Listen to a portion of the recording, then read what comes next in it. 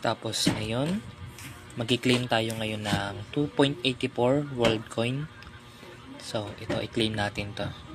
Click lang natin yan. Then, claim with world ID. Click natin. So, 216 pesos po siya. Nagbabago-bago rin po siya ng bigayan o nagbabago-bago siya ng presyo depende sa palitan. So, 216 pesos lang po siya sa second claim. Tapos, yung mga matitira pa pong coin, hahati-hatiin po yun hanggang matapos yung 12 months. So, click na natin ang claim with world ID.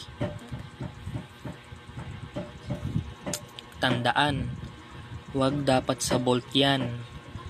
Huwag nyong ilalagay sa vault. So, i-click natin ang spending. Spending dapat. Spending. Tandaan nyo yan guys ha. Sumpa yung vault na yan eh. Spending dapat. Then, continue. Click natin na continue. Then, ayan, magpipicture tayo ngayon. Antay lang natin yan. Kasi